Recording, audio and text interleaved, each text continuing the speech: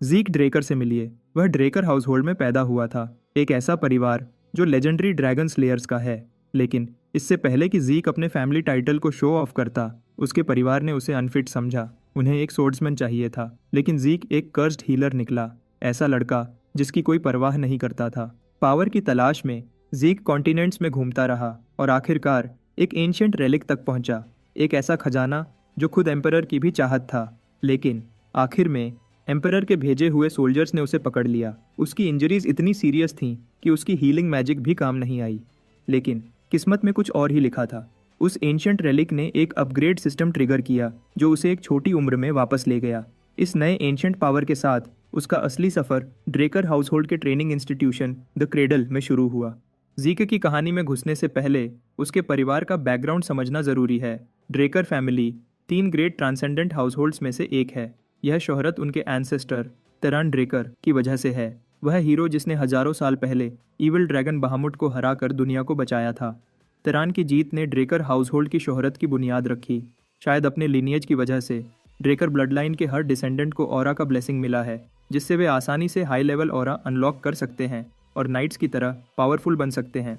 लेकिन ज़ीक के आने तक सब ठीक था। अपने एंसेस्टर्स से अलग वह ऑरा यूज़ करने की एबिलिटी के बिना पैदा हुआ, एक ऐसी कमी जिसने उसे अपने ही परिवार में यूजलेस बना दिया। रेग्रेस होने के बाद ज़ीक अपने बेड पर आराम कर रहा है, बिल्कुल केयरफ्री।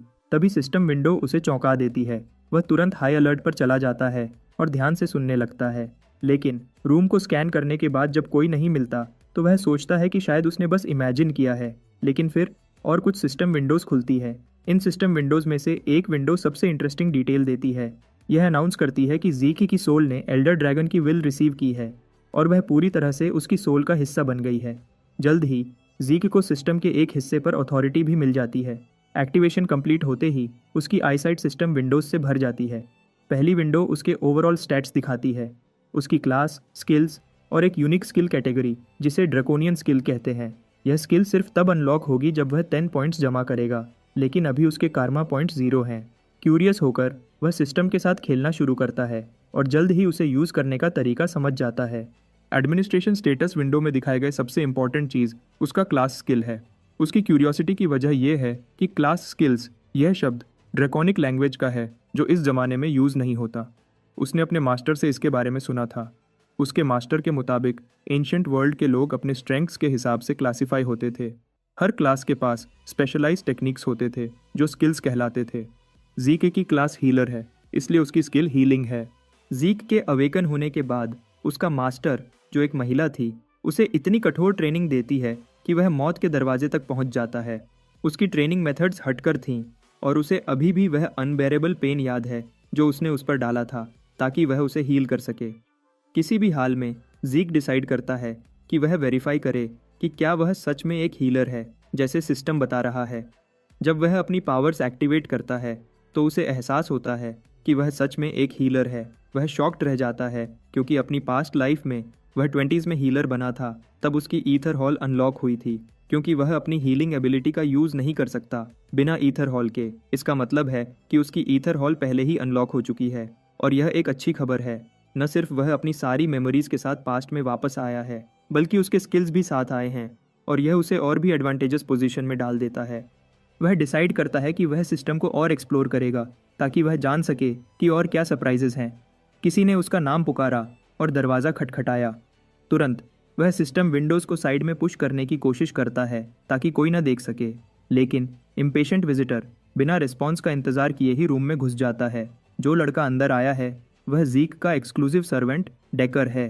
जाहिर है वह यह चेक करने आया है कि क्या उसका यंग मास्टर आने वाले इवेंट के लिए तैयार है। बिल्कुल, ज़ीक को कोई आइडिया नहीं है कि उसे किस चीज़ के लिए तैयार होना है। यंग मास्टर का इस स्पेशल दिन को भूल जाना इस बटलर को और भी गुस्सा दिला रहा है। दूसरी तरफ ज़ीक को याद आता है कि अपनी पास्ट लाइफ में भी वह हमेशा डेकर से डरता था। चाहे उसका दिमाग 32 साल के इंसान का है, लेकिन उसका सबकॉन्शियस इस बॉडी में भरी हुई डर को नहीं हटा सकता। तभी एक क्लास स्किल एक्टिवेट होती है, कंपोज्ड माइंड। तुरंत ज़ीक का कांपना और उसके चेहरे का डर बिल्कुल गायब हो जाता है।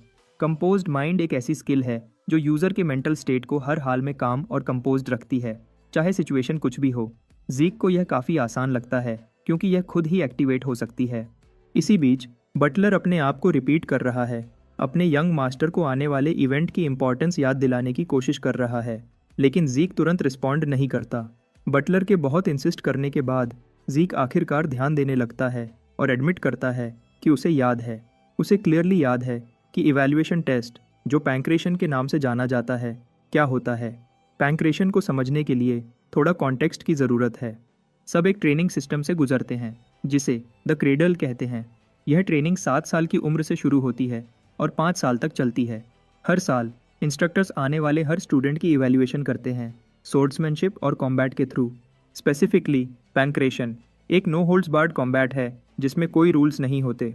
ओपोनेंट्स टिपिकली इंस्ट्रक्टर्स के द्वारा चूज़ किए जाते हैं, लेकिन कभी कभी स्टूडेंट्स अपने एडवर्सरीज खुद चूज़ कर सकते हैं अगर दोनों पार्टीज अग्री करें।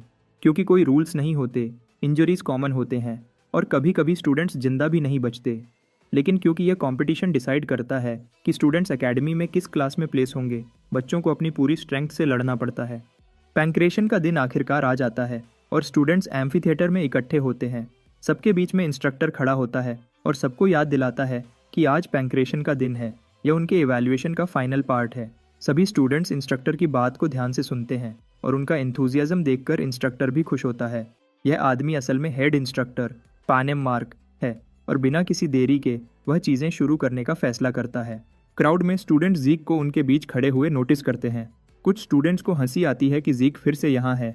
उसकी पिछले साल की ह्यूमिलिएशन के बाद 2 स्टूडेंट्स के बीच ड्यूएल शुरू होता है और एक स्टूडेंट एरन ड्यूएल के शुरू होने से पहले ही खत्म कर देता है। एक अपरकट से अपने ओपोनेंट को नॉकआउट कर देता है। लेकिन जब दूसरे स्टूडेंट्स इस क्विक फाइट को फैसिनेटिंग समझते हैं, ज़ीक बिल्कुल इम्प्रेस नहीं होता। उसे याद है कि जब वह छोटा था तो ऐसे फाइट से डरता था, लेकिन अपनी पास्ट लाइफ में जो उसने फेस किया उसके सामने यह कुछ भी नहीं है। ज़ीक अपनी बारी का इंतज़ार करता है। एक और स्टूडेंट लियोन कॉनराड वेट कर रहा है कि वह ज़ीक के साथ ड्यूएल करे।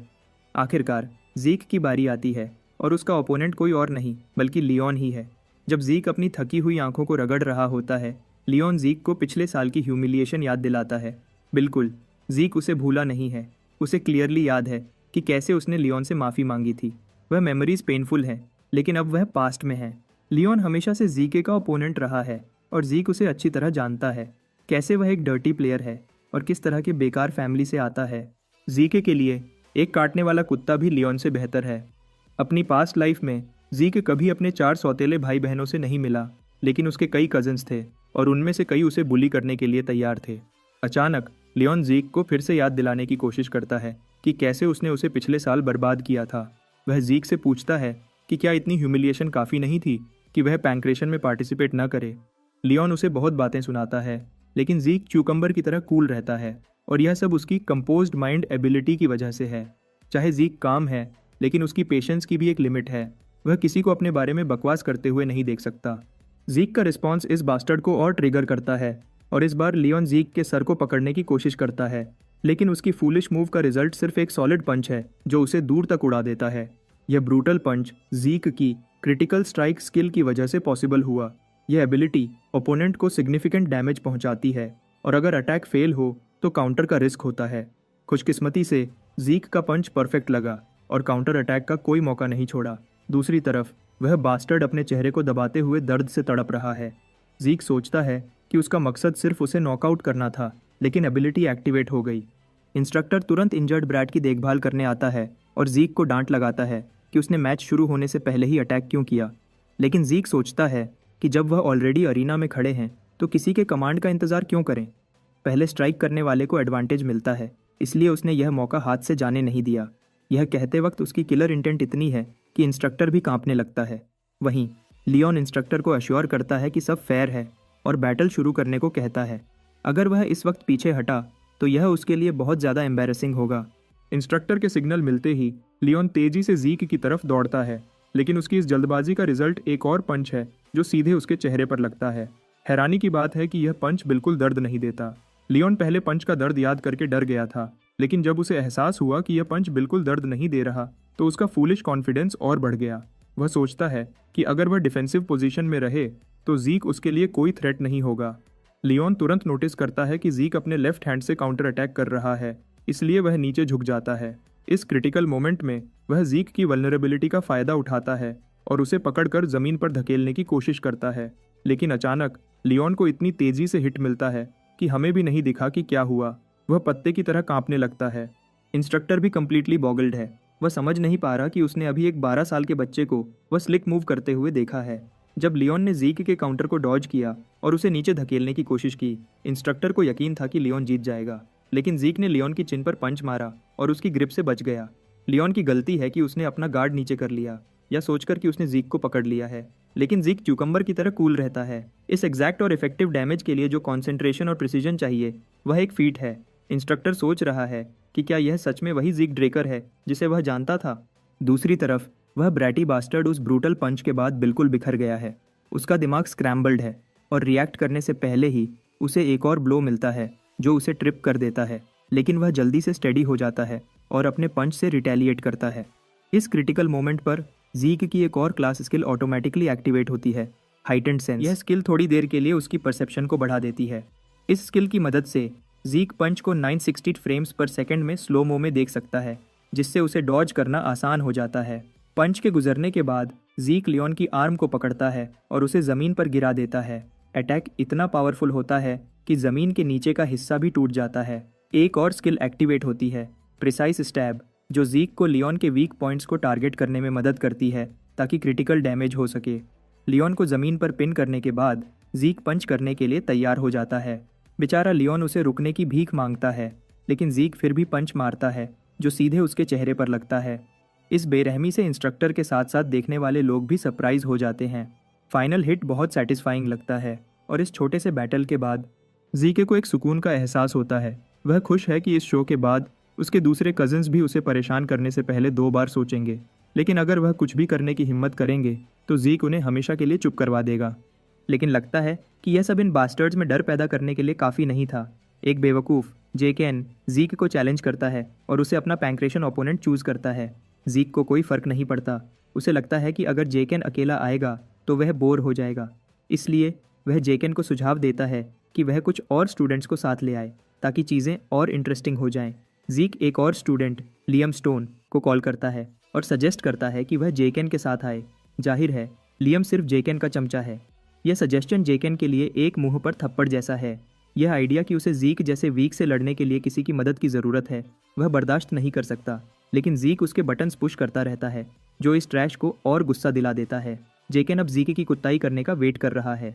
जब दोनों कंटेस्टेंट्स अरीना में खड़े होते हैं, इंस्ट्रक्टर इस बार जीक को वार्न करता है कि कमांड से पहले मूव न करे, लेकिन लगता है कि जेकेन अपने सर्वेंट को साथ ले आया है जो जीक को और खुश कर देता है। आखिरकार जीक की पास्ट लाइफ में लियम एक एक्सेप्शनल फाइटर की रेपुटेशन रखता था और उसने मर्सिनरी किंग का टाइटल भी हासिल किया था। जेकेन का सर्वेंट होने के नाते लियम क्रेडल एकेडमी में शामिल हुआ था, लेकिन एक दूर का रिश्तेदार होने की वजह से उसकी एजुकेशन को नज़रअंदाज किया गया। उसने हायर एजुकेशन के लिए एकेडमी में एडमिशन लेने की पूरी कोशिश की, लेकिन आखिरकार एक छोटे से नेशन बरान के नाइट ऑर्डर में शामिल हो गया। जब बैरन आखिरकार गिरा तो लियम एक मर्सनरी बन गया। उस कठिन समय में स्ट्रॉन्ग लोग अपने साथ फॉलोअर्स को अट्रैक्ट करते थे। अपने लंबे कार्यकाल के साथ लियम एक रेड नाइट के रूप में प्रोमिनेंस तक पहुंचा और आखिरकार स्टोन मर्सनरीज की बुनियाद रखी। उसने 3 सबसे बड़े मर्सनरी ग्रुप्स को यूनाइट किया और मर्सनरी किंग का टाइटल हासिल किया। जब एम्पायर ने स्टोन मर्सनरीज को हायर किया तो लियम कॉन्टिनेंटल वॉर्स में शामिल हुआ, जहां जीक और नॉर्दर्नर्स ने उसे एक पावरफुल एनिमी के रूप में सामना किया। लेकिन इस बार जीक ने अपने लिए एक बिल्कुल अलग फ्यूचर बनाने का फैसला कर लिया है।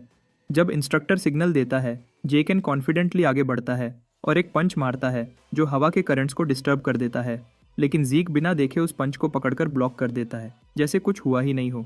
जेकेन तुरंत जीक का हाथ दूर फेंकता है और अपने किक से सामना करता है, लेकिन यह किक उसके लिए बैकफायर हो जाती है। जब उसका किक कनेक्ट होता है तो उसे बहुत दर्द महसूस होता है। पता चलता है कि उसने जीक के स्ट्रॉन्ग बैरियर को हिट किया है जो उसके एल्बो के गिर्द बन गया था और इससे जेकेन की लेग को बहुत डैमेज हुआ है। जब जेकेन अपनी इंजर्ड लेग को देखता है, जीक तुरंत आगे बढ़ता है और अपनी स्किल एक्टिवेट करके पंच मारने के लिए तैयार हो जाता है। बेचारा जेकेन अपने चेहरे को प्रोटेक्ट करने की कोशिश करता है, लेकिन जीक का मकसद उसके चेहरे पर पंच मारना नहीं था। जीक उसकी रिब्स पर एक पंच मारता है जो जेकेन को बहुत सारा केचप टोकने पर मजबूर कर देता है।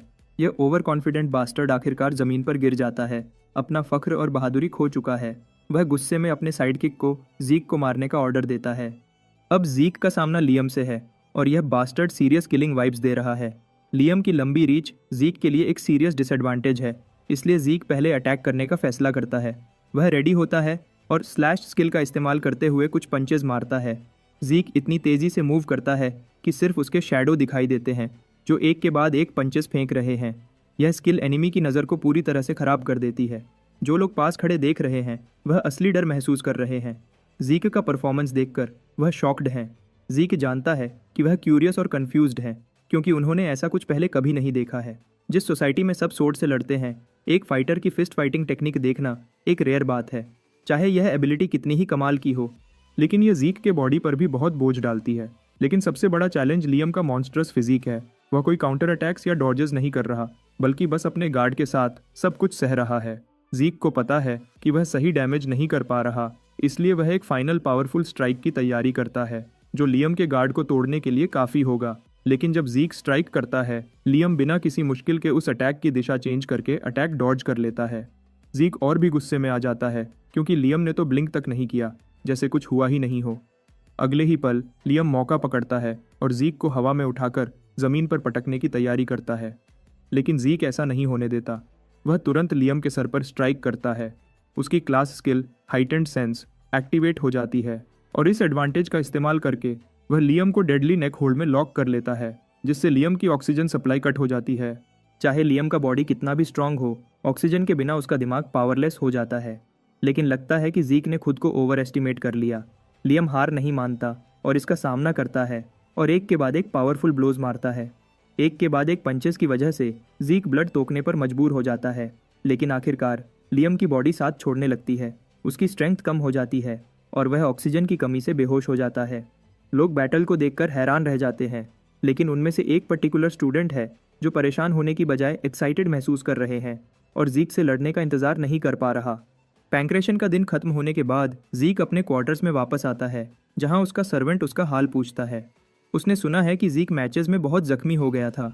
जीक कहता है कि वह बिल्कुल ठीक है, लेकिन बटलर इंसिस्ट करता है कि वह उसकी पल्स चेक करे ताकि वेरीफाई हो सके कि सब कुछ सही है। जीक समझ जाता है कि ओल्ड मैन सिर्फ यह देखना चाहता है कि क्या उसने अपना ऑरा अवेकन कर लिया है। आखिरकार जीक अपना हाथ सर्वेंट की तरफ बढ़ाता है, जो तुरंत ब्लू एनर्जी को उसके हाथ से जीक में भेज देता है। यह ब्लू एनर्जी देखकर जीक रुककर सोचता है कि क्या उसका सर्वेंट सच में एक ब्लू नाइट है। ऐसा इसलिए क्योंकि जब किसी का ऑरा चेक किया जाता है तो लोग आमतौर पर डांटियन चेक करते हैं। ऑरा को किसी और की बॉडी में डालना अपने आप में मुश्किल है, लेकिन इस ओल्ड मैन का इतना प्रिसाइज कंट्रोल होना बताता है कि वह एक ब्लू नाइट है। जाहिर है सभी नाइट्स एक जैसे नहीं होते। उन्हें उनकी मार्शल प्रावेस टेक्निक्स और ऑरा मैनिपुलेशन प्रोफिशिएंसी के हिसाब से क्लासिफाई किया जाता है। वाइट सोर्ड्समैन नोविस लेवल है और ब्लेसिंग से पहले सभी बच्चे वाइट सोर्ड्समैन होते हैं। येलो सोर्ड्समैन वह लेवल है जो आप तब हासिल करते हैं जब आपका ऑरा अवेकन हो जाता है और आपका डांटियन ओपन हो जाता है। क्रेडल के सभी ट्रेनीज ब्लेसिंग के बाद येलो सोर्ड्समैन बन जाते हैं। जब आप ऑरा को फ्रीली कंट्रोल करना सीख जाते हैं तो आप नाइट का टाइटल हासिल करते हैं। पर्पल नाइट लेवल वह है जब आप अपने सोर्ड को ऑरा से रीइंफोर्स कर सकते हैं, जबकि ब्लू नाइट लेवल वह है जब आप खुद ऑरा ब्लेड बना सकते हैं। इससे आगे वे लोग अपनी लिमिट्स से आगे बढ़ चुके हैं। वे रेड नाइट कहलाते हैं, जैसे मर्सनरी किंग लियम और जीक ने अपनी रिग्रेशन से पहले हासिल किया था। फिर ब्लैक नाइट है, लेकिन पूरे कॉन्टिनेंट में सिर्फ कुछ ही ऐसे मॉन्स्टर्स होते हैं। इस सब के बावजूद जीक सोचता है कि उसका सर्वेंट, जो क्लियरली कमांडर बनने लायक है, कैसे उसका बेबी सिटर बन गया। लेकिन जीक को पूरा यकीन है कि यह आदमी उसकी ईथर का पता नहीं लगा सकता, जो सिर्फ दुनिया के 2 लोग ही यूज़ कर सकते हैं। आखिरकार ओल्ड मैन अपनी एग्जामिनेशन खत्म करता है और एक फर्म टोन में अपने यंग मास्टर से पूछता है कि क्या वह कुछ छुपा रहा है। जीक कूल बने रहता है और ऐसा दिखाता है कि वह कुछ नहीं जानता और बटलर से पूछता है, क्या तुम कुछ जानते हो? बटलर रिपोर्ट करता है कि जीक का रिक्वेस्ट किया हुआ ट्रेनिंग रूम पहले ही तैयार है। जीक इस बात से खुश होकर ओल्ड मैन को आराम करने के लिए भेज देता है। जब जीक अकेला चलता है तो उसे एक डर है कि शायद बटलर को उस पर नज़र रखने के लिए भेजा गया है। इससे बचने के लिए वह फैसला करता है कि बटलर को अपने पास ही रखेगा, ताकि वह उस ओल्ड मैन को मैनिपुलेट कर सके और ज़रूरी इन्फॉर्मेशन निकाल सके। जीक को अभी यह भी समझना है कि किसने बटलर को उस पर नज़र रखने का ऑर्डर दिया है। उसे पता है कि उसकी माँ की तरफ से कोई ऐसा नहीं करेगा, इसलिए यह काम सिर्फ उसके सौतेले भाई बहनों का हो सकता है। जब जीक पर्सनल ट्रेनिंग रूम में एंटर होता है तो वह वहाँ की लग्जरी देखकर दंग रह जाता है। यह उस घर की शान को और भी बढ़ा देता है। ट्रेनिंग शुरू करने से पहले वह सिस्टम को चेक करने का फैसला करता है। सिस्टम पैनल उसके सामने आता है और वह देखता है कि उसकी स्लैश स्किल प्रोफिशिएंसी 10% तक पहुंच चुकी है। उसे समझ नहीं आता कि यह कैसे हुआ, लेकिन वह अंदाज़ा लगाता है कि शायद स्किल्स को बार बार यूज़ करने से वे लेवल अप हो जाती है। स्लैश स्किल नेचुरली एक्टिवेट होती है उसके एक्शंस के हिसाब से और उसे कुछ खास करने की ज़रूरत नहीं है। वह समझ पाता है कि अगर वह कुछ नया सीखेगा तो वह भी यहाँ स्किल के रूप में ऐड हो सकता है। वह अभी भी कंफ्यूज्ड है कि स्किल और क्लास स्किल में क्या फ़र्क है, लेकिन वह देखता है कि दोनों एक ही तरह एक्टिवेट होते हैं। आखिर में ड्रैकोनियन स्किल है, लेकिन वह अभी यूज़ नहीं की जा सकती क्योंकि इसे अनलॉक करने के लिए 10 पॉइंट्स चाहिए। वह उस ऑप्शन को प्रेस करता है और नेक्स्ट सिस्टम विंडो उसे बताती है कि वह मॉन्स्टर्स को मारकर कर्मा पॉइंट्स हासिल कर सकता है, जो अभी उसके पास 0 हैं। मॉन्स्टर्स की बात करें तो ज़ीक सोचता है कि डंजन्स में बहुत सारे मॉन्स्टर्स होते हैं, लेकिन उन तक पहुंचने के लिए उसे कम से कम पर्पल नाइट लेवल करना होगा। अभी के लिए उसे यह बात समझ नहीं आ रही कि वह पास्ट में कैसे वापस आया और यह सिस्टम क्या है, और यह भी कि स्किल्स और क्लास स्किल्स में क्या फ़र्क है। उसकी सिक्स्थ सेंस कहती है कि शायद यह सब उस एंशिएंट रेलिक से जुड़ा है, लेकिन वह पक्का नहीं है क्योंकि उसके पास इतनी इन्फॉर्मेशन नहीं है कि सब कुछ जोड़ सके। जो भी हो, वह अपनी सोर्ड उठाता है और फैसला करता है कि वह अपनी पूरी स्ट्रेंथ का इस्तेमाल करेगा ताकि और स्ट्रांग बन सके, चाहे वह सिस्टम हो या ड्रेकर लीनिएज। इस दुनिया में 2 पावर्स जानी जाती हैं, एक नाइट्स का ऑरा और दूसरा मेजस का माना। नाइट्स अपनी ऑरा को डांटियन में रीइंफोर्स करते हैं, जबकि मेजस अपनी माना को सर्कल्स के थ्रू रिफाइन करते हैं। ये दोनों पावर्स अलग हैं, मतलब अगर किसी ने एक पावर अवेकन कर ली तो वह दूसरी नहीं कर सकता। लेकिन ज़ीक का किस्मत खराब थी, उसने न तो डांटियन अवेकन किया और न ही सर्कल। इसकी वजह से ही लोगों ने ज़ीक को यूजलेस समझा और उसे भटकने पर मजबूर कर दिया जब तक वह अपने मास्टर से नहीं मिला। अपने वैगाबॉन्ड डेज में उसके मास्टर ने उसे बहुत कुछ सिखाया, लेकिन सबसे वैल्यूएबल लेसन था हीलिंग का आर्ट और ईथर हॉल। ईथर हॉल एक यूनिक टेक्निक है जो उसके मास्टर ने डेवलप की थी। इस टेक्निक से ज़ीक ने नेचर की एनर्जी ईथर को हार्नेस करना सीखा। आज तक वह और उसका मास्टर ही सिर्फ इस दुनिया के 2 ईथर यूजर्स हैं। सिर्फ 2 घंटे की ट्रेनिंग के बाद ज़ीक को लगता है कि वह बेहोश होने वाला है, लेकिन उसकी क्लास स्किल हीलिंग एक्टिवेट हो जाती है और साथ ही एक और क्लास स्किल विगर रिकवरी भी। हीलिंग एक बहुत रेयर स्किल है जो ज़ीक को अपने मास्टर से मिलने से पहले नहीं पता थी। अगर कोई उसे यह स्किल यूज़ करते हुए देखे तो उसे IR रेगुलर का लेबल लगा देंगे। इसीलिए उसने लियम से लड़ते समय यह स्किल यूज़ नहीं की और रूम में वापस आने के बाद ही खुद को हील किया। जब उसका बॉडी पूरी तरह रिकवर हो जाता है तो वह प्रैक्टिस जारी रखता है। वह जानता है कि वह एक पल भी जाया नहीं कर सकता। सुबह तक ज़ीक बिल्कुल थका हुआ लगता है। पूरी रात बिना रुके ट्रेनिंग करने के बाद पूरा हॉल उसकी मेहनत का सबूत है, जहाँ फ्लोर पर बहने और सोड के गहरे निशान हैं। कुछ समय बाद 1 हफ्ता गुजर जाता है और हम खुद को क्रेडल कैफेटेरिया में पाते हैं। वहाँ ज़ीक कुछ स्टूडेंट्स को अपने बारे में बात करते हुए सुनता है। वह सोचते हैं कि वह बिल्कुल अलग इंसान बन गया है क्योंकि वह एक बॉर्न लूज़र है। वह सोचते हैं कि शायद ज़ीक ने ब्लैक मैजिक में हाथ डाला है। दूसरी तरफ एक प्राइवेट लाउंज में सभी बिग शॉट स्टूडेंट्स डिनर कर रहे हैं। सबसे पहले राइना है जो स्टेक खा रही है, फिर ओवेन जिमन्स है जो काम और कंपोज्ड है, और उनके सामने लियोन बैठा है जिसने मार खाई है और बिल्कुल हारा हुआ लग रहा है। ओवेन उसे कहता है कि वह सही से खाए क्योंकि उसे सोर्ट्समैनशिप ड्यूएल के लिए एनर्जी की ज़रूरत होगी, लेकिन लियोन किसी भी वजह के बिना इरिटेट हो जाता है और टेबल पर इतना ज़ोर से हाथ मारता है कि उसका जूसी स्टेक ज़मीन पर गिर जाता है। इस टेबल स्लैम की वजह से रेना का स्टेक भी प्लेट से उड़कर गिर जाता है, जिससे वह बिल्कुल गुस्से में आ जाती है। रेना का गुस्सा अब आखिरकार लियोन को थोड़ा ठंडा कर देता है। जाहिर है ये चारों स्टूडेंट्स ज़ीक से नफरत करते हैं, इसलिए ये कोई हैरानी की बात नहीं है कि वे एक साथ हैं। लेकिन चाहे वे एक ही ग्रुप में हैं, उनके बीच इतना अच्छा तालमेल नहीं है। ज़ीक के लिए नफरत उन्हें एक साथ जोड़ रही है। ओवेन मानता है कि ज़ीक पैंक्रेशन में बहुत ब्रेव और इम्प्रेसिव था, लेकिन वह पक्का है कि सोर्ड्समैनशिप में ज़ीक हार जाएगा। जहाँ तक उसे पता है, ज़ीक को सोर्ड पकड़ना भी सही से नहीं आता, इसलिए वह किसी के लिए भी कोई खतरा नहीं है। उनमें से एक स्टूडेंट यह भी कहता है कि ज़ीक इतना कमज़ोर है कि उसे एक रिक्वेस्ट पर एक सोर्ड बनवाना पड़ा क्योंकि आम सोर्ड्स उसके लिए बहुत भारी थे। फिर भी लियोन के लिए यह समझना मुश्किल है कि वह कैसे उस नाली के कीड़े से हार गया। वह लगता है कि ज़ीक पैंक्रेशन में सिर्फ लक की वजह से जीता है, लेकिन लगता है कि रेना उनकी बात से सहमत नहीं है। अगर वे लोग सच में यह बकवास मानते हैं तो उनमें से किसी को भी ड्रेकर हाउसहोल्ड का नाइट बनने का हक नहीं है। यह कहकर वह रूम से बाहर निकल जाती है। ड्यूएल के दिन से पहले कुछ चीज़ें जानना समझना ज़रूरी है। पैनक्रेशन से अलग सोर्ड ड्यूएल्स में रियल सोर्ड्स का इस्तेमाल होता है, जो क्रेडल में सबसे ज़्यादा इंसिडेंट्स का कारण बनती है। यह वह जगह है जहाँ कैडेट्स के स्किल्स का फ़र्क बिल्कुल साफ दिखाई देता है।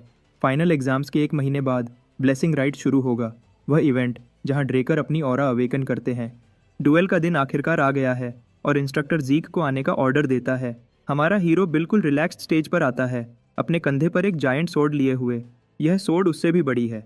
सभी इसे देखकर हंसते हैं, सोचते हैं कि जीक को लगता है कि बड़ा सोर्ड एकता बेहतर है और इससे उसे कुछ फ़ायदा होगा। दूसरी तरफ से रेना आती है, जो बिल्कुल गुस्से में लग रही है और जीक को चैलेंज करती है। हमारा हीरो इस चैलेंज को एक्सेप्ट करने के लिए बिल्कुल तैयार है और वह बिना किसी देरी के हाँ कर देता है। रेना को यह बात बिल्कुल पसंद नहीं आती कि जीक इतनी आसानी से एक क्लेमोर उठा रहा है। अब जब वह उसे फेस टू फेस देख रही है तो उसे एहसास हो रहा है कि यह वही जीक नहीं है जिसे वह जानती थी। वह जीक जो सोर्ड सही से पकड़ भी नहीं पाता था। अब उसका प्रेजेंस इतना गहरा है कि राइना नर्वस महसूस करने लगती है, लेकिन वह जल्दी ही खुद को संभाल लेती है। उसे खुद पर गुस्सा आता है कि वह जीक से डरने का सोच भी कैसे सकती है। अब पीछे हटना कोई ऑप्शन नहीं है, खासकर जब राइना खुद चैलेंज किया है। दूसरी तरफ जीक भी नर्वस महसूस कर रहा है। वह जानता है कि उसकी आर्म टेक्निक्स इस ड्यूएल में काम नहीं आएंगी, क्योंकि लाइटनिंग नाइट रेना टेरोन के खिलाफ लड़ना कोई मजाक नहीं है। यह मौत को दावत देना है। रेना टेरोन, जिसे जीक की पास्ट लाइफ में सब लाइटनिंग नाइट के नाम से जानते थे। रेना ने कॉन्टिनेंटल वॉर्स में अपना नाम बनाया और नेक्स्ट जनरेशन के ड्रेकर में से एक सबसे महान के रूप में पहचानी जाने लगी। वह उन कुछ रेयर लोगों में से है जिन्होंने ब्लेसिंग राइट से पहले ही अपनी ऑरा अवेकन कर ली थी।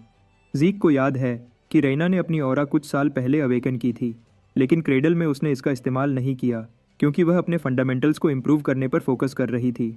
ड्यूअल शुरू होने का सिग्नल मिलते ही दोनों कंटेस्टेंट्स अपनी सोर्ड्स क्लैश कर देते हैं। पहली क्लैश के बाद रेना पीछे हटकर फिर से उस पर अटैक करती है।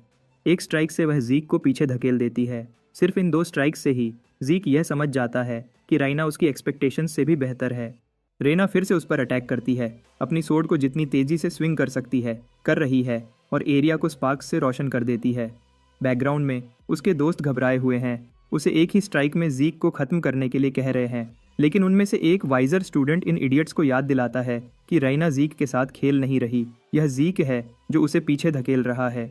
रेना की नज़र से वह जीक के अटैक में गलतियां साफ देख रही है, लेकिन हर बार जब वह उनका फ़ायदा उठाकर अटैक करने की कोशिश करती है, उसकी सोर्ड जीक की सोर्ड से ब्लॉक हो जाती है, जैसे वो जानबूझकर उसे यह गलतियां दिखाकर उसके साथ खेल रहा हो।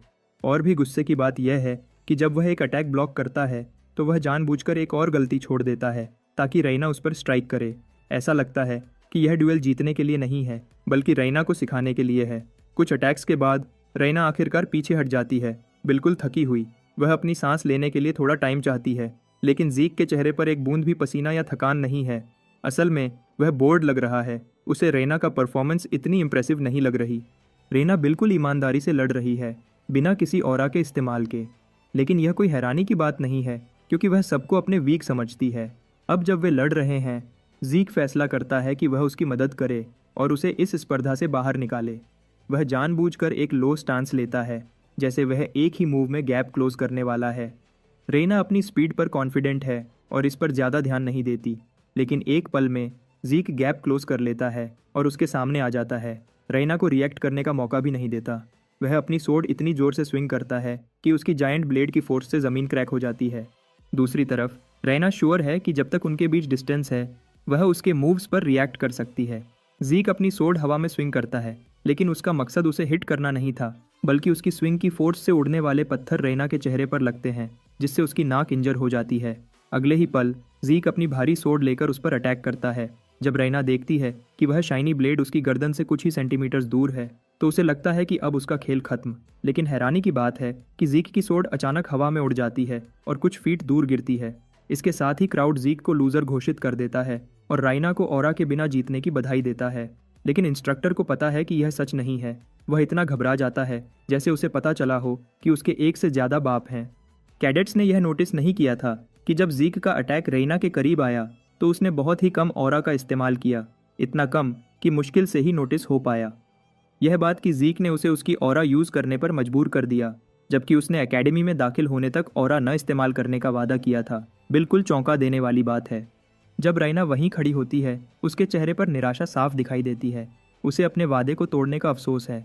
तभी जीक अपनी मुट्ठी बनाकर उस पर अटैक करता है और उसके गले पर स्ट्राइक करता है, उसे याद दिलाता है कि यह अभी खत्म नहीं हुआ है। राइना घुटनों के बल गिर जाती है और उसके मुंह से केचप बहने लगता है। कैफेटेरिया में बैठने वाले दोस्तों में से एक बुजदिल इसे देखकर बिल्कुल गुस्से में आ जाता है, क्योंकि यह तो सोर्ड ड्यूअल था और वह जीक के इस घटिया अटैक को बर्दाश्त नहीं कर सकते। सभी लोग जीक की तरफ उंगलियां उठाते हैं, उसे शेमलेस कहकर बदनाम कर रहे हैं। लेकिन जीक बिल्कुल भी परेशान नहीं है। वह कामली रेना से पूछता है कि क्या वह जारी रखना चाहती है। रेना दूसरी तरफ मानती है कि वह अभी तक नहीं हारी है और सोचती है कि जीक ने सिर्फ इसलिए स्ट्राइक किया क्योंकि उसका फाइट पर ध्यान नहीं था।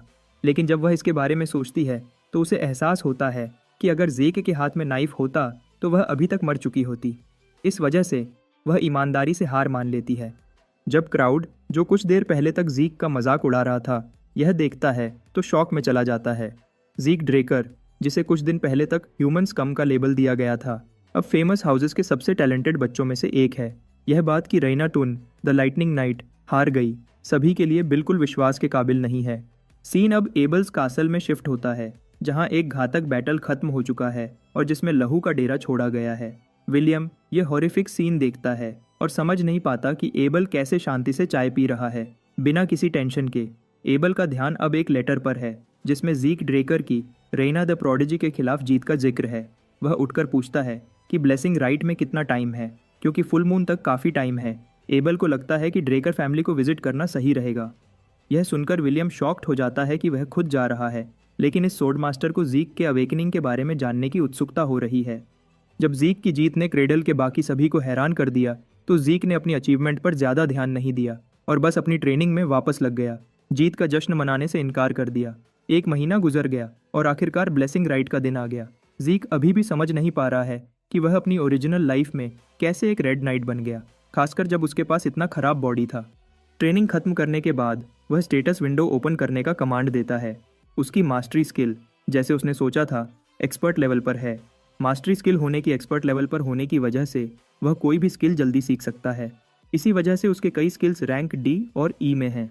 उसने अपनी स्विफ्ट स्टेप्स स्किल की मास्टरी भी इंप्रूव कर ली है, वही स्किल जो उसने रेना के खिलाफ इस्तेमाल की थी। अपने शार्प सेंसेस की वजह से वह जान जाता है कि बटलर उसे देख रहा है।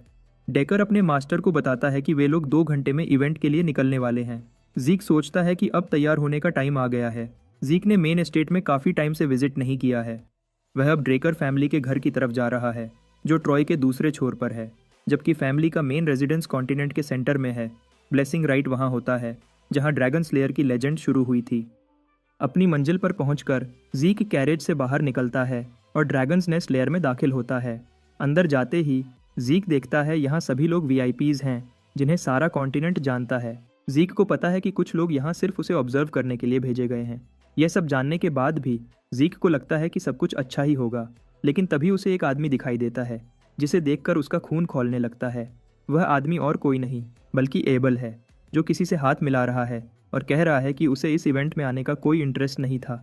वह सिर्फ एक इंसान के लिए आया है और वह इंसान है उसका सबसे छोटा भाई। यह आदमी एबल ड्रेकर फैमिली का सेकंड सन है, जिसे द लायन ब्लेड का निकनेम दिया गया है, लेकिन उसका एक और मशहूर नाम है द बुचरिंग नाइट। जीक अपने एल्डर ब्रदर का सामना करते समय अलर्ट रहता है, क्योंकि उसके पास इस सिचुएशन में ज़्यादा ऑप्शंस नहीं हैं। अपनी प्रीवियस लाइफ में सेकंड सन ने कभी भी जीक को ब्लेसिंग राइट में ऑब्जर्व नहीं किया था। इसका मतलब है कि जीक के एक्शंस ने फ्यूचर को बदल दिया है। गुस्से में अपनी मुट्ठी बांधकर जीक सोचता है वह अपनी सेकंड लाइफ वेस्ट नहीं करेगा। जल्द ही ब्लेसिंग राइट शुरू हो जाता है। एरन को पहले वॉरियर के रूप में बाहर आने को कहा जाता है। वह अपना हाथ एक मिस्टिकल पूल में डालता है, जिससे उसका हाथ ब्लू एसेंस से भर जाता है। यह समझाया जाता है कि हर ब्लेसिंग राइट रिचुअल में ड्रेकर ब्लड लाइन का हर मेंबर अपना सील्ड ऑरा अवेकन करता है, वह भी तब जब वह क्रेडल से ग्रेजुएट होने वाले होते हैं।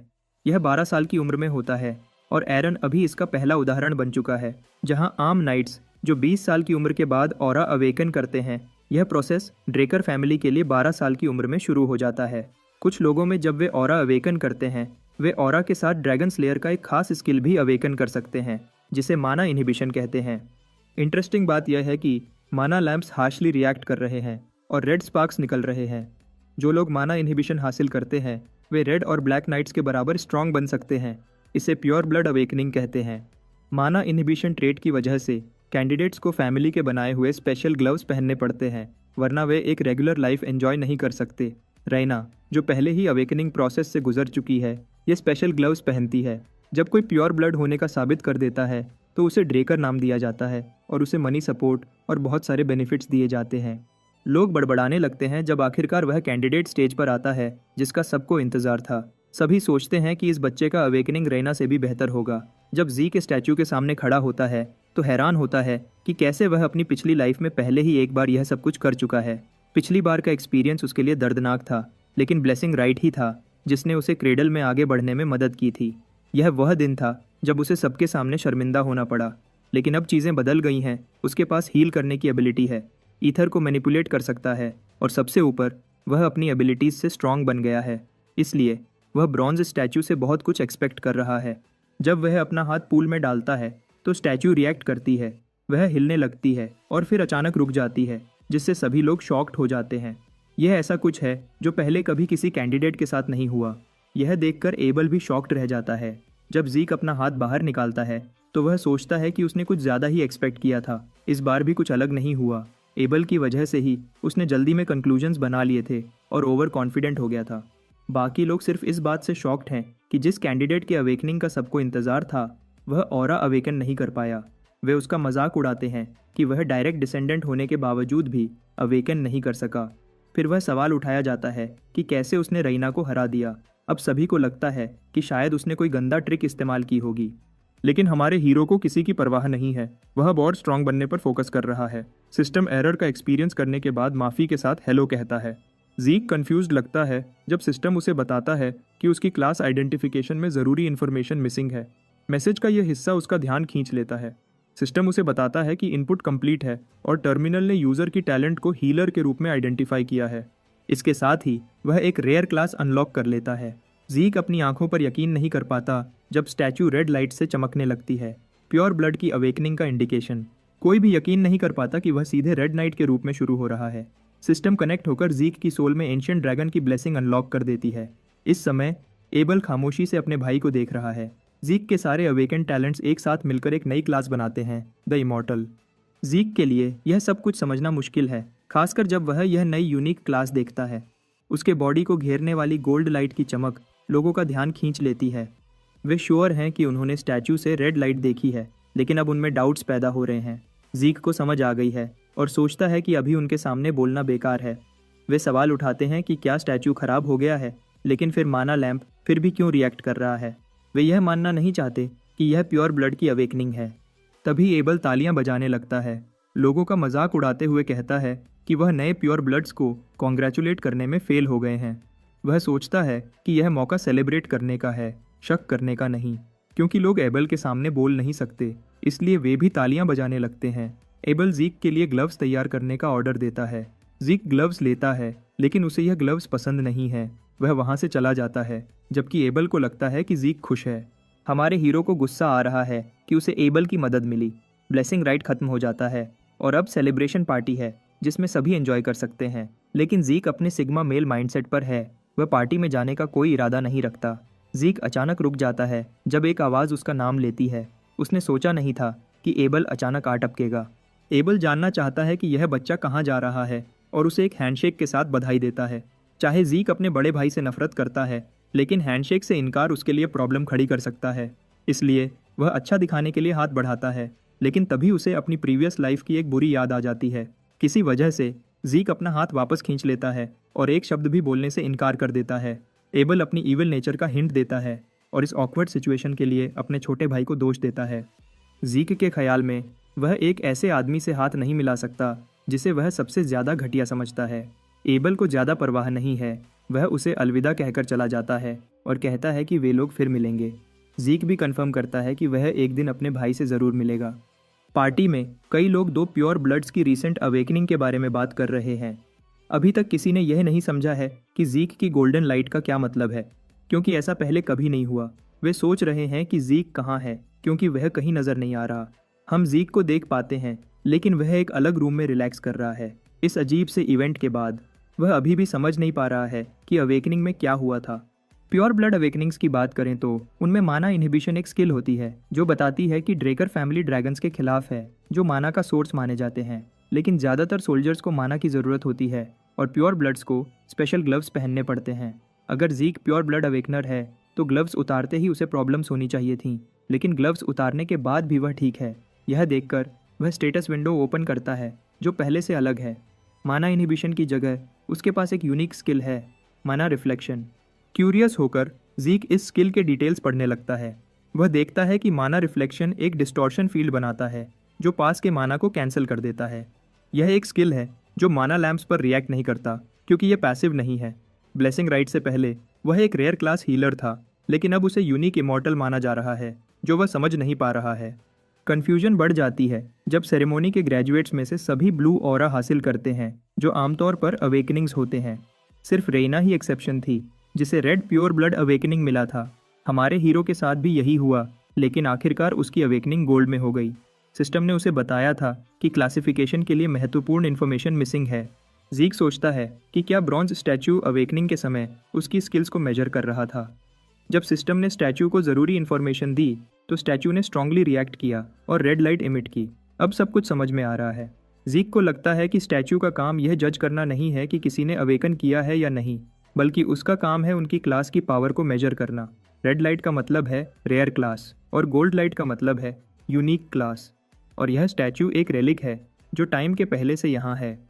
आजकल क्लास आइडेंटिफिकेशन का कॉन्सेप्ट नहीं है, इसलिए स्टैचू का सिर्फ एक ही काम है, अवेकन्ड लोगों को उनसे अलग करना जो अवेकन नहीं हुए हैं। लोगों ने रेड लाइट का मतलब गलत समझा है। वे सोचते हैं कि यह प्योर ब्लड अवेकनिंग है, जबकि असल में यह बताता है किसी को रेयर क्लास मिली है। सबसे इंटरेस्टिंग बात यह है कि क्लैन फैमिली का हेड भी अभी तक इस बात से अनजान है। जीक देखता है कि उसके पास 100 कार्मा पॉइंट्स आ चुके हैं।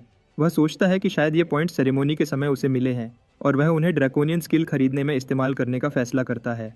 परचेस के बाद सिस्टम में इन्फॉर्मेशन चेंज होती है। अब उसके पास बिगिनर स्किल्स का एक सेट है, जैसे dragon eyes, might of the dragon और डिवावर। पहले 2 स्किल्स तो उसे समझ में आ जाती हैं, लेकिन तीसरी स्किल डिवावर उसे समझ नहीं आती क्योंकि वह स्किल उसे कुछ पचाने में हेल्प करेगी। जीक अपने पॉइंट्स को किसी ऐसी चीज़ में इन्वेस्ट नहीं करना चाहता जिसके बारे में वह श्योर नहीं है, इसलिए वह ड्रैगन आइज और might of the dragon choose करता है। दूसरी स्किल इस्तेमाल करने में रिस्क है क्योंकि इसमें ऑरा का इस्तेमाल होता है और जीक के पास ऑरा नहीं है। अभी के लिए वह ड्रैगन आइज एक्टिवेट करता है ताकि देखे कि इसमें क्या खास बात है। शुरुआत में जीक को कुछ खास महसूस नहीं होता, न ही उसके सेंसेस में कोई नया फ़र्क दिखाई देता है, न ही उसके सराउंडिंग्स में। लेकिन जब वह गार्डन में स्टैचू को देखने के लिए विंडो खोलता है तो स्किल उसकी मैग्नीफिकेशन को बढ़ा देती है, जिससे वह दूर की चीज़ें करीब से देख सकता है। उसे ऑब्जेक्ट के बारे में डिटेल्ड इन्फॉर्मेशन भी मिलती है। स्टैचू की बनावट के बारे में इन्फॉर्मेशन उसके दिमाग में आ जाती है। यह पावर इस्तेमाल करने से उसकी नसों पर बहुत बुरा असर पड़ता है और वह बिल्कुल एग्जॉस्टेड महसूस करता है।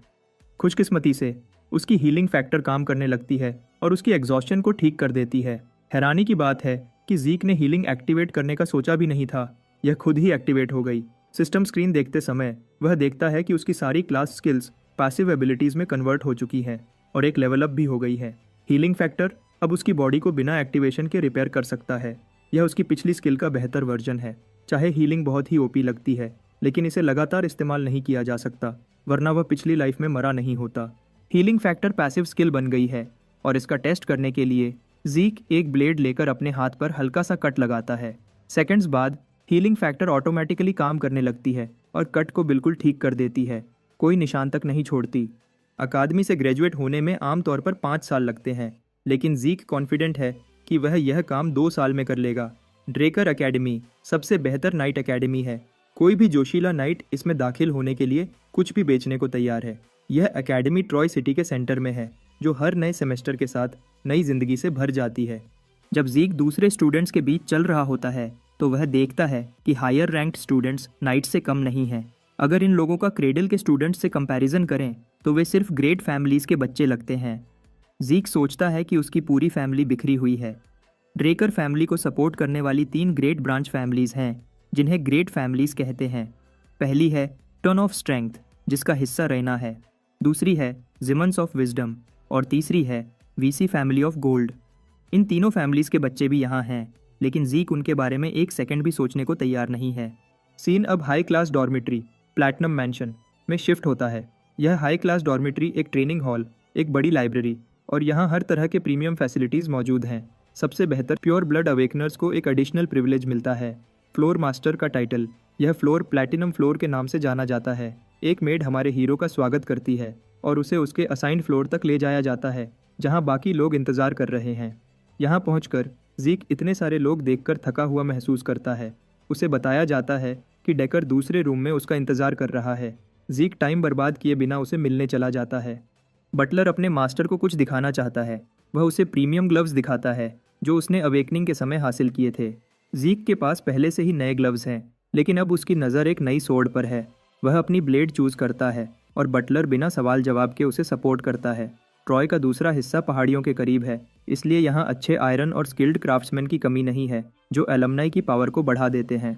डेकर यंग मास्टर के लिए एक क्राफ्ट्समैन ढूंढना चाहता है, लेकिन जीक अपने लिए ब्लैकस्मिथ खुद ढूंढने जाएगा। गैलन हैल्बर्ट का नाम बटलर ने पहले कभी नहीं सुना है। वह उन्हें पर्सनली देखना चाहता है और वह इस आदमी से कांटेक्ट करके अपॉइंटमेंट फिक्स कराएगा। साथ ही वह जीक को याद दिलाता है कि कल उसकी पहली क्लास शुरू होने से पहले डॉक्यूमेंट्स को एक बार देख ले। बाद में जीक नोट्स पढ़ रहा होता है जब उसे एक इंटरेस्टिंग चीज़ नज़र आती है। प्लैटिनम फ्लोर उसके लिए रिजर्व है। अब वह अपनी नई ड्रैकोनियन स्किल्स टेस्ट करके उसे डेवलप कर सकेगा। एक मेड यंग मास्टर को बताती है कि रैना ने उसे डिनर का इनविटेशन भेजा है। जीक सुनकर शॉक्ड हो जाता है और विजिट करने का फैसला करता है। वह उसके फ्लोर पर पहुंचता है और थोड़ा हैरान होता है क्योंकि रैना वहां कोई अजीब सी गेम खेल रही है। वह उसका स्वागत करती है और यूनिक डिनर सेटिंग के लिए माफ़ी मांगती है। जीक को कोई एतराज़ नहीं है और वह अपनी सीट पर बैठ जाता है। वे दोनों पहले खाना खाते हैं और फिर बात करते हैं। टेबल के सामने बैठी रैना को ऑब्जर्व करते हुए जीक समझ जाता है कि वह अपनी पेट में ऑरा का इस्तेमाल कर रही है, और वह भी इस मुकाम पर जब हम एक कैजुअल डिनर कर रहे हैं। वह सोचता है कि शायद वह पर्पल नाइट बनने की कोशिश कर रही है, जो एक्सप्लेन कर सकता है कि उसकी सोर्ड स्किल्स अपनी लिमिट तक क्यों पहुंच चुकी हैं। ऐसा करके वह अपना पोटेंशियल वेस्ट कर रही है। डिनर खत्म करने के बाद जीक एग्जॉस्टेड और सरप्राइज्ड होता है क्योंकि रैना ने उससे ज़्यादा खाना खाया है। जब दोनों का पेट भर जाता है तो रैना बात के असल मुद्दे पर आना चाहती है। वह जीक को टून फैमिली का फुल सपोर्ट ऑफर करती है। जीक सोचता है कि यह कोई गलतफहमी है और उसे याद दिलाता है कि हम दोनों प्योर ब्लड अवेकनर्स हैं। रैना जवाब देती है कि वह गलत है। प्योर ब्लड्स होने के नाते उन्हें कई प्रिविलेजेस मिलते हैं। प्लैटिनम फ्लोर भी उन्हीं में शामिल है, लेकिन ग्रोथ करने के लिए उन्हें रिसोर्सेज नहीं मिलते। रेना जीके को टून फैमिली का सपोर्ट लेने की ऑफर देती है। रेना अपनी बात दोबारा कहती है, लेकिन हमारे हीरो का मूड उसकी फीलिंग्स के साथ खेलने का है। वह नो कह देता है, जिससे रेना शॉक्ड हो जाती है। वह समझ नहीं पा रही कि वह यह डील क्यों नहीं मान रहा है। इसमें जीक का ही फायदा है। जीक अपनी सीट से उठकर वापस जाने का इरादा करता है और कहता है कि उसे इस डील में कोई इंटरेस्ट नहीं है। खाना खिलाने का बदला चुकाने के लिए वह एक पर्सनल एडवाइस शेयर करता है। जीक बताता है कि राइना अपनी सोर्ड को पावर के साथ यूज़ करती है और शायद यह उसके परिवार के खून में है कि वे लोग पावर और स्ट्रेंथ को सब चीज़ों से आगे रखते हैं। जीक उसे बताता है कि असल में रैना की सबसे बड़ी स्ट्रेंथ उसकी फ्लेक्सिबल बॉडी है। वह उसे कहता है कि वह अपने दुश्मन पर सीधे अटैक करने की जगह अपने लाइट बॉडी का इस्तेमाल करके उन पर अटैक करे। जीक सोचता है कि अगर वह ऐसा करे तो वह पहले से भी ज़्यादा स्ट्रांग बन जाएगी। यह कहकर वह वहाँ से चला जाता है, रैना को गुस्से में छोड़कर। रैना अपने स्ट्रेंथ का इस्तेमाल करना चाहती है जो उसकी फैमिली इस्तेमाल कर रही है। उसने अब तक यही किया है, लेकिन वह जीक की बात इग्नोर नहीं कर सकती। उसे भी लगता है कि फैमिली में नाम बनाने के लिए उसने फैमिली ट्रेनिंग ली, जिसकी वजह से उसका स्वॉर्ड स्टाइल ऐसा हो गया है। जीक ने यह बात पकड़ ली थी। जब रैना छोटी थी और एक जीनियस के रूप में प्रेज्ड होती थी तो किसी ने उसे कोई एडवाइस नहीं दी थी। जीक के साथ मिलने के बाद उसके सोचने का तरीका बदल गया है और अब वह जीक के सुझावों पर सोचने के लिए तैयार है। सीन अब जीक पर शिफ्ट होता है। वह सोच रहा है कि अपनी नई स्किल्स के साथ वह कितना पावरफुल हो गया है। अब पूरी रात की ट्रेनिंग भी उसे रोक नहीं पाई। अब उसके पास न खत्म होने वाला स्टैमिना है जो इस दुनिया में सिर्फ इसी के पास है। अपनी प्रीवियस लाइफ में यह जगह उसके लिए सिर्फ हेल थी, लेकिन अब अपनी नई अवेकेंड स्टेट के साथ ये बिल्कुल चिल है।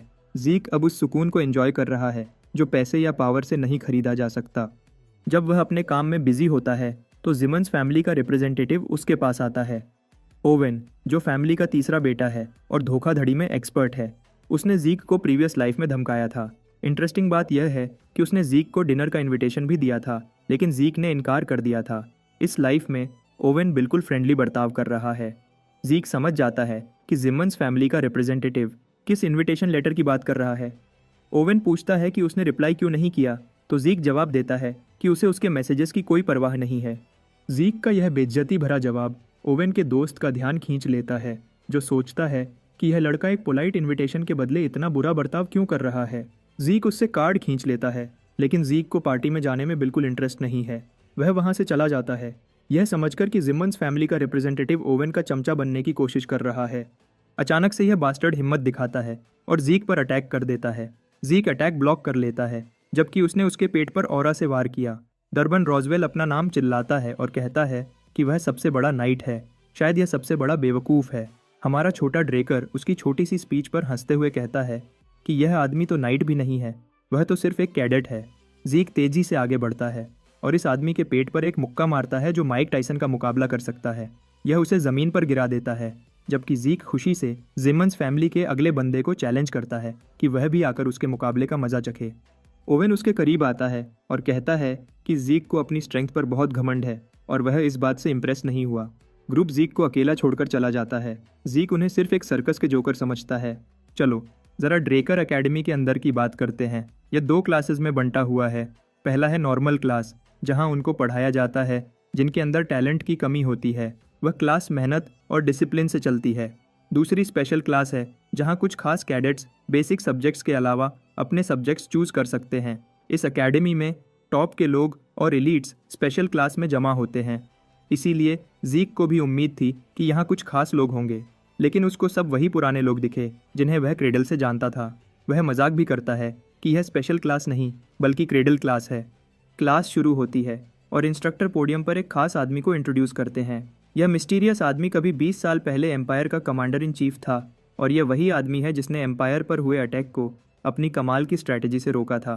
डीन हावर्ड ड्रेकर को वेलकम किया जाता है। वह इस एकेडमी के हेड हैं और उनको वॉर हीरो के नाम से जाना जाता है। हावर्ड को उम्मीद की किरण और टैक्टिकल वॉर का मास्टर माना जाता है, लेकिन सच तो यह है कि वह जितना मशहूर है उससे कहीं ज़्यादा कमीना है। उसने अपनी जान बचाने के लिए दुश्मन को इन्फॉर्मेशन लीक की थी और वह लक से बच गया। सीधी बात है, वह लकी था कि लोगों को यह बात पता नहीं चली। जीक उससे बहुत नफरत करता है क्योंकि पिछली लाइफ में उसे एकेडमी से बाहर निकलवाने में इसी का हाथ था। कहीं जाने को नहीं था तो जीक ट्रॉय के जंगल में भटक रहा था। वहाँ उसे स्लेव ट्रेडर्स ने पकड़ लिया और सदर्न कार्टेल को बेच दिया। इस आदमी का वजूद जीक की ज़िंदगी के एक दर्दनाक लम्हे से जुड़ा हुआ है और वह इस मोटे गाजर से अपना बदला ज़रूर लेगा। डीन की स्पीच खत्म होती है और टीचर क्लास शुरू करते हैं। कैडेट्स को ट्रेनिंग के लिए अरीना में जाने को कहा जाता है। अरीना में जीक हैरान है कि उसे ड्रैगन स्लेइंग की बेसिक्स सीखनी पड़ रही हैं। अपनी पिछली ज़िंदगी में वह ऑरा यूज़ नहीं कर पाता था और 2 साल बर्बाद कर दिए थे, जबकि नॉर्मल इंसान को 3 महीने लगते हैं। इंस्ट्रक्टर स्टूडेंट्स को वेलकम करता है और अपना नाम रोज़ नाइट आंड्रे ड्रेकर बताता है। वह उन्हें ड्रैगन स्लेइंग की बेसिक्स सिखाएगा। स्टूडेंट्स थोड़े से घबराए हुए हैं क्योंकि वे इस बंदे के बारे में कुछ नहीं जानते। जीक को नाम सुनकर याद आता है, एंड्रे प्योर ब्लड अवेकनर नहीं है, फिर भी वह एकेडमी से जल्दी ग्रेजुएट हो गया था और वालहाला से वैलेडिक्टोरियन बना था। वह ड्रेकर फैमिली से भी नहीं है, लेकिन उसका टैलेंट इतना कमाल का है कि उसने ड्रेकर फैमिली का नाम हासिल कर लिया। यह वह बंदा है जिसके बारे में तुम्हारी गर्लफ्रेंड कहती है कि टेंशन लेने की कोई बात नहीं। जीक मानता है कि स्पेशल क्लास के टीचर्स सब अलग लेवल के हैं, लेकिन यह बंदा अपनी खराब बर्ताव के लिए मशहूर है। आंड्रे उन्हें डेमोन्स्ट्रेशन देता है और कहता है कि चुप रहो ताकि वह क्लास शुरू कर सके। वह कैडेट्स को अपनी तलवारें निकालने को कहता है। उसकी नज़र जीक की स्पेशल सोर्ड पर पड़ती है जो बाकी तलवारों से बहुत बड़ी है। जीक दिखाता है कि इस सोर्ड को चलाना उसके लिए कितना आसान है। आंद्रे उसे गुस्से में अरीना में आने को कहता है और सोचता है यह लड़का ओवर कॉन्फिडेंट हो रहा है, अपने से बड़ी तलवार लेकर आया है। लेकिन यह तो टिपिकल टीचर वाली बात है और जीक ने जानबूझकर यह तलवार नहीं उठाई। अपनी प्रीवियस लाइफ में भी वह ऐसी ही तलवार यूज़ करता था। वह अकड़ कर बोला, मैं इस वेपन से इंस्ट्रक्टर को हरा सकता हूँ। यह सुनकर आंड्रे को गुस्सा आ गया। सीन इतना टेंस हो गया कि जीक के सिस्टम ने मेंटल डिफेंस स्किल एक्टिवेट कर दी ताकि वह सिचुएशन हैंडल कर सके। आंद्रे भी रेडी हो गए, अपनी तलवार निकालने लगा ताकि इस लड़के को दिखा सके कि बातों में और करने में फ़र्क होता है। लेकिन जीक तो यही चाहता था। इंस्ट्रक्टर जीक की जीत के लिए एक कंडीशन रखता है, वह लड़के के घमंडी वर्ड्स को इग्नोर करेगा और उसे अपनी क्लास में कुछ भी करने की इजाज़त देगा। इंस्ट्रक्टर यह भी कहता है कि वह ईजी जाएगा और अपनी ऑरा भी यूज़ नहीं करेगा, लेकिन यह तो बिल्कुल जीक के एडवांटेज में खेल रहा है। वह अपनी एबिलिटी पर इतना कॉन्फिडेंट है कि वह आंड्रे को हरा सकता है क्योंकि उसे उसकी वीकनेस का पता है। लेकिन क्योंकि उसका भाई उसे देख रहा है, जीक अननेसेसरी अटेंशन लेने का रिस्क नहीं लेना चाहता। इसलिए उसका स्ट्रैटेजी है कि आंड्रे के यूनिफॉर्म को थोड़ा सा काट दे और फिर हार मान ले। फाइट शुरू होती है जब जीक अपने टीचर की गर्दन पर वार करता है, लेकिन आंड्रे अपने ब्लू नाइट स्किल्स दिखाते हुए उसके स्ट्राइक को डिफ्लेक्ट कर देता है। फाइट टफ होने वाली है और जीक को यह पता है। वह हर तरफ से अटैक करता है, लेकिन हर बार उसका टीचर क्विक रिएक्शन टाइम के साथ उसके सारे अटैक्स को डिफ्लेक्ट कर देता है। बाकी कैडेट्स देखकर हैरान होते हैं कि नाइट इतने ब्रिलियंट तरीके से जीक के अटैक्स को 30 मिनट तक हैंडल कर रहा है। इंटरेस्टिंग बात, आंद्रे अपनी ब्लेड को हिलाते हुए और बॉडी को थकता हुआ महसूस करता है। वह समझ नहीं पाता कि यह लड़का इतना एग्जॉस्टेड होने के बाद भी कैसे इतना स्ट्रांग परफॉर्म कर रहा है। फाइट अब आंद्रे के लिए डिफिकल्ट होती जा रही है। यह दिखाता है कि ड्रेकर फैमिली के प्योर ब्लड अवेकनर्स कितने काबिल हैं और उन्हें किसी और के साथ कंपेयर नहीं किया जा सकता। जीक अपने टीचर के कम स्टैमिना का फ़ायदा उठा रहा है। ऑरा की बात करें तो ड्रेकर फैमिली का ऑरा कल्टीवेशन अपनी यूनिकनेस के लिए जाना जाता है। वे लोग ट्रेनिंग हो या रोज़ के काम हर समय अपना ऑरा ट्रेन करते रहते हैं। यह सांस लेने की तरह आसान बन जाता है। अब जब आंद्रे अपना ऑरा यूज़ नहीं कर रहा तो वह खुद को कमज़ोर फील कर रहा है। यही बात जीक के लिए फ़ायदेमंद है। आंद्रे एक और बार जीक की ब्लेड को डिफ्लेक्ट करता है, लेकिन जीक हार नहीं मानता। उसका ईगो डिमांड करता है कि उसका ओपोनेंट ऑरा यूज़ करने पर मजबूर हो। जीक अपना स्ट्रैटेजी बदलता है ताकि आंद्रे अपना ऑरा यूज़ करे। वह ग्राउंड से जंप करके स्विफ्ट स्टेप स्किल एक्टिवेट करता है और आंद्रे के ब्लाइंड स्पॉट से लाइटनिंग फास्ट स्पीड से अटैक करता है। आंद्रे को समझ नहीं आ रही होती और जीक क्रिटिकल स्ट्राइक एक्टिवेट करता है। अपनी सारी पावर एक अटैक में डाल देता है। आंद्रे हैरान रह जाता है कि एक कैडेट इतना एडवांस्ड स्किल कैसे यूज़ कर सकता है। जब वह जीक की तरफ मुड़ता है तो वह अपने लेग में थोड़ी सी ऑरा डालकर अटैक डॉज कर लेता है। फिर कुछ देर बिना वेट किए आंद्रे स्काई स्लाइस एक्टिवेट करता है और जीक को उड़ा देता है। यह इतना पावरफुल अटैक था कि जीक की स्वॉर्ड डैमेज हो जाती है और वह इतना इंजर्ड हो जाता है कि उसका हीलिंग फैक्टर एक्टिवेट हो जाता है। जीक अरीना में गिर जाता है जबकि आंद्रे अपनी स्वॉर्ड शीथ करके गुस्से में जाने लगता है। आंद्रे अनाउंस करता है कि अब से जीक की क्लास ले या न ले उसकी चॉइस है। फिर वह पूछता है कि क्या कोई और है जो यह ट्राई करना चाहता है, क्योंकि सब जीके के साथ जो हुआ देखकर इतने डर गए हैं कि कोई आवाज़ तक नहीं उठाता। उसके गुस्से से सब इतने डर गए हैं कि कोई मुकाबला करने की हिम्मत नहीं दिखाता। इसके बाद क्लास दोबारा शुरू हो जाती है, लेकिन हमारा हीरो जीक हॉस्पिटल के बेड पर चिल कर रहा होता है और अपने परफॉर्मेंस को लेकर खुश हो रहा है। उसका ओरिजिनल प्लान जो आंद्रे का यूनिफॉर्म काटने का था वेस्ट हो गया, लेकिन उसने आंद्रे को ऑरा यूज़ करने पर मजबूर कर दिया। यह एक अच्छा रिजल्ट था क्योंकि उसने अपने टीचर को फाइट में टांग दिया था। लेकिन आंद्रे का आखिरी अटैक जो स्काई स्लाइस था वह ड्रैगन स्लेइंग आर्ट्स का सबसे बेसिक मूव है। स्काई स्लाइस एक बेसिक टेक्निक है, लेकिन जब एक ब्लू नाइट इसे यूज़ करता है तो यह बहुत पावरफुल बन जाती है। उसे अपनी इन्फिनिट स्टैमिना और हीलिंग पर भरोसा है, लेकिन वह जानता है कि सिर्फ ये दोनों चीज़ें काफ़ी नहीं हैं। अगर उसे आज़ादी से जीना है तो और स्ट्रांग बनना होगा। वह ऐसी पावर चाहता है जिसके सामने कोई न टिक पाए। जब वह सोच में डूबा हुआ है तब एक अजनबी उसे मिलने आता है। जीक हैरान रह जाता है क्योंकि हॉस्पिटल वार्ड में एक शराबी आखिरी चीज़ है जो वह देखना चाहता है। वह इस आदमी की प्रेजेंस को सेंस नहीं कर पाया। यह आदमी ड्रेकर फैमिली के पेट्रियार्क के बारे में कुछ बुरी बातें बोलता है। जीक पूछने की कोशिश करता है यह आदमी कौन है, लेकिन यह शराबी खाने पीने में बिजी है। यह आदमी जीक की रिजेनरेटिव एबिलिटीज़ के बारे में पूछना चाहता है क्योंकि वह एक सीरियस अटैक से कैसे बच गया। सिस्टम सिचुएशन के हिसाब से मेंटल डिफेंस एक्टिवेट कर देता है। जीक इसे कुछ भी नहीं बताता क्योंकि वह जानता है कि एकेडमी में कोई भी उसकी हीलिंग स्किल के बारे में नहीं जानता। जब जीक ऐसा दिखाता है कि वह कुछ नहीं जानता तो यह बात उस आदमी को अच्छी नहीं लगती और वह उससे सच उगलवाने के लिए उस पर अटैक कर देता है। जीक उसके पाम स्ट्राइक को डॉज कर लेता है जो इतना शार्प है कि बेड काट देता है। जीक सोचता है कि क्या यह आदमी कोई असैसिन है। वह बेडशीट का इस्तेमाल करके इस पागल को अंधा कर देता है। वह अपने सारे स्किल्स एक्टिवेट करके अटैक करने के लिए तैयार हो जाता है, लेकिन यह आदमी जो अब अंधा हो चुका है आसानी से जीक की ब्लेड पकड़ लेता है और उसकी एबिलिटी की तारीफ करता है कि वह जल्दी सीख लेता है। जीक घबराकर पीछे भागता है और सोचता है कि इसका मतलब क्या है। जब यह आदमी उसे सोल्जर कहकर बुलाता है तो जीक को लगता है कि यह मिस्टीरियस आदमी उसके पास्ट के बारे में कुछ जानता है। एक ड्रेकर होने के बावजूद जीक अपनी सोर्ड छोड़कर अपनी जान बचाने के लिए भागता है। असल में यह आदमी जीक को नाइट बनने की बजाय एक सोल्जर बनने का सुझाव देना चाहता है। यह आदमी मानता है कि जीक एक नाइट बनने के बजाय एक सोल्जर बनने के लिए ज़्यादा सूटेड है। हमारा हीरो आखिरकार उसकी बातों को समझ लेता है और उस मिस्टीरियस आदमी से जो फीलिंग आती है जीक समझ जाता है कि यह आदमी कौन है। उन दोनों के बीच का पावर गैप इतना बड़ा है कि वह आदमी अगर चाहे तो जीक को आसानी से मार सकता है। जीक को लगता है यह आदमी शायद एक रेड नाइट के लेवल का है। वह आदमी जीक की बड़ी सोर्ड को देखकर कहता है कि आखिर वह अपने से बड़ी सोर्ड क्यों यूज़ कर रहा है। वह सोचता है कि जीक जिसमें इतना इंसेन टैलेंट है वह ऐसा वेपन यूज़ करके अपना पोटेंशियल वेस्ट कर रहा है।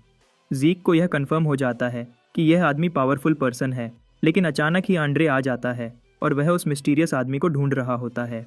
जीक यह सुनकर शॉक हो जाता है जब आंद्रे उस मिस्टीरियस आदमी को गार्डन कीपर डेक्स्टर बुलाता है। जीक को यकीन नहीं होता जबकि डेक्स्टर पूछता है कि आंद्रे ने उसे कैसे ढूंढा। आंड्रे को याद आता है कि उसने डेक्स्टर को ट्रेनिंग रूम में पहले देखा था। वह ज़ीक को ऑर्डर देता है कि अगर उसकी इंजरीज हील हो चुकी हैं तो वह यहाँ से चला जाए। हमारा हीरो इस अजीब सिचुएशन से निकलने की कोशिश करता है, लेकिन डेक्स्टर उसे रोक देता है और कहता है कि अगर वह कुछ यूज़फुल सीखना चाहता है तो एकेडमी के वेस्टर्न ग्रीन हाउस में आ सकता है। एक सेकंड के लिए शांति छा जाती है, लेकिन फिर ज़ीक इस ऑफर को मना करके जाने लगता है। डेक्स्टर को गुस्सा आता है और फिर ज़ीक के फादर की याद आती है जो ऐसे ही बिहेव करता था। क्योंकि ज़ीक अब एक गलिबल बच्चा नहीं है, वह जल्दी ही समझ जाता है कि अगर द गार्डनर इतनी आसानी से आर्थर पेट्रियार्क का नाम ले सकता है तो वह ज़रूर वही इंसान है जिसने अपनी पूरी ज़िंदगी में सिर्फ एंड्रे को ही स्टूडेंट बनाया है। Duke Drecker, the gale knight, यह वही है जो मार्शल फोर्स यूज़ कर सकता है। यह पागल आदमी एक टाइम पर पूरे किंगडम के खिलाफ अकेला लड़ चुका है, फिर वह अचानक गायब हो गया था जब सब उसकी बातें कर रहे थे। ज़ीक ने कभी नहीं सोचा था कि वह एकेडमी में इतनी शांत जिंदगी जी रहा होगा। वह सोचता है कि शायद आंड्रे भी यहाँ डेक्स्टर की वजह से आया है। वह सोचता है कि क्या डेक्स्टर को ड्यूक का टाइटल उसकी पावर की वजह से मिला था या कुछ और। उसने एक रूमर सुना था कि यह पागल आदमी एक ब्लैक नाइट बन गया है सिर्फ इसलिए क्योंकि उसे ब्लैक कलर पसंद था।